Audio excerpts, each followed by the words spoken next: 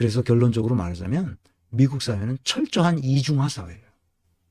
한국과 마찬가지로 그렇게 됐죠. 우리가 미국의 영향을 받아서 더욱 IMF 이후에 이중화된 사회로 됐죠.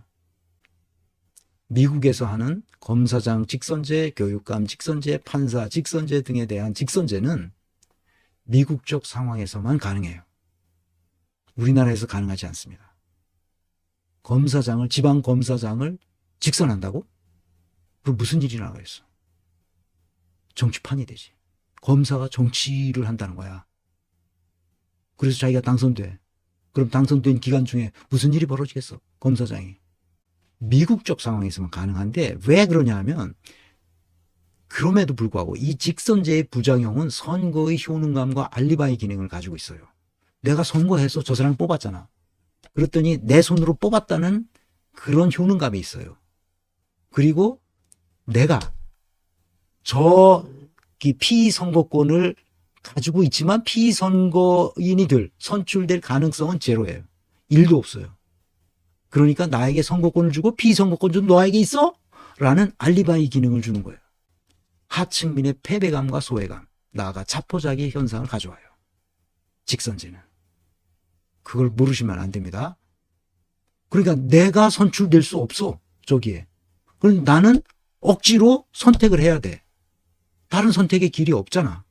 이 사람을 선택하든 저 사람을 선택하든 그 사람들은 똑같아. 민주당이든 공화당이든 똑같아. 어떤 놈을 하든 홍길동을 하든 홍길서가 하든 똑같아. 근데 난 선택해야 돼. 너한테 선거권이 있어. 네가 알아서 하면 돼. 너한테 그 책임이 없어. 저 윗대가리에 있는 사람은 절대 책임지지 않습니다. 미국이 그 어마어마한 그 금융위기, 금융사태가 이 망가지는 사태를 만들어냈잖아요. 그런데 아무도 책임지지 않았습니다. 오히려 돈을 더 받고 은퇴해요. 엄청난 금액의 천문학적인 퇴직금을 받고 은퇴합니다. 마이애미로. 이게 미국이에요. 이 선거제도는 독일처럼 했을 때에만 그것이 선작용을 하게 됩니다. 그래서 독일처럼 각 주에서는 직접 선거제도를 가지고 있어서 직접 민주주의 체제를 가지고 있어서 스위스는 연방 전체가 직접 민주주의 체제를 가지고 있죠. 그 직접 민주주의 체제를 가지고 있으면 아무 문제가 생기지 않습니다. 그런데 아마 캘리포니아만 직접 민주주의 체제가 있는 걸로 알고 있어요. 그건 확실하지 않아요.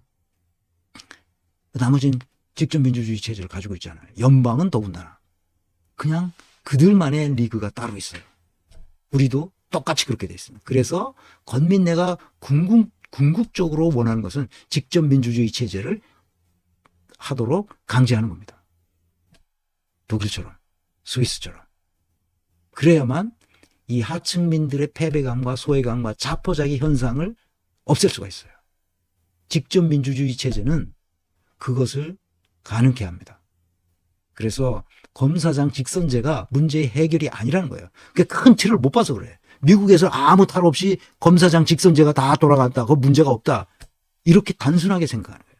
조국이 그렇게 단순하게 사람들을 이렇게 주목을 끌도록 만드는 그런 재능이 있는 사람이에요. 근데 속은 텅 비었어요. 조국이 이거를 보면 내 영상을 보도록 해주시고 조국이 보면 나하고 토론하자고요. 독일 사회를 전혀 이해하지 못하기 때문에 저렇게 미국 사례만 갖다 계속 떠드는 거예요. 웃기는 얘기예요, 한마디로. 아시겠죠? 앞으로 조국이 내놓은 이 정책들 보면 쓸만한 것도 있을 것 같아요. 뭔지 모르지만 그런 것들은 그냥 받아들이면 되는 거고 대개의 경우는 저 미국식 어떻게 이상한 정책들을 쏟아놓을 거라고 생각해요. 그거는 하나하나 정리해서 얘기하겠습니다. 한동훈 특검법 아까 잠깐 얘기했는데 조국 혁신당 한동훈 특검법을 1호로 발의했다고 그래요. 웃기는 얘기죠. 한동훈 특검법은 이미 최초로 발의돼 있어요. 그런데 누가 안 했느냐? 친문 세력들이 다 못하게 해서 아직도 안 되고 있는 겁니다. 이게 어디서 반개혁적 세력, 반촛불 세력인 친문 세력이 반대로 한동훈 특검법은 잠자고 있어요. 아시겠어요? 그러니까 이런 식으로 사람들을 현혹시킨다는 거죠. 문제예요, 이게. 구체적이도 시급한 치유 방안에 대해서 지난 시간에 얘기했잖아요. 법 왜곡죄, 사건 조작죄, 공소시효 배제. 이 세 가지는 한 세트로 그냥 하면 되는 거예요. 근데 이걸 못해. 이거 누구 때문에 못한 거야, 이게? 친문 세력들 때문에. 김남국이란다. 김용민이 이걸 하려고 그렇게 그랬는데 다 때가 아니다. 이 세 가지는 뭐예요? 한 직무를 맡은 담당자가 무슨 짓을 했느냐에 따라서 달라지는 거고, 이 밑에는 그것도 똑같은 것인데 조직을 어떻게 구성해야만 사법 절차가 투명해지고 법원이 현대화되고 직무 수행의 자율성이 생기느냐. 이 조직론적인 문제고 위에 거는 인사론적인 문제예요. 이것을 고치면 돼요.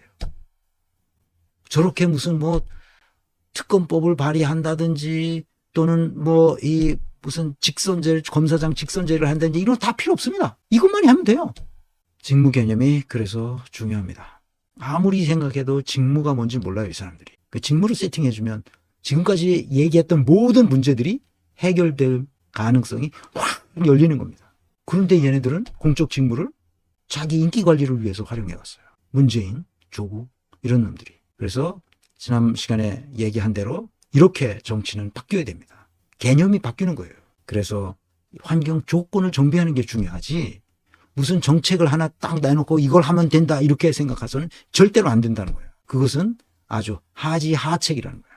그래서 민주화를 위한 개혁 작업. 그것은 의사가 사람의 몸에 수술칼을 대고 수술하는 것과 같아서 반드시 아픔이 있어요.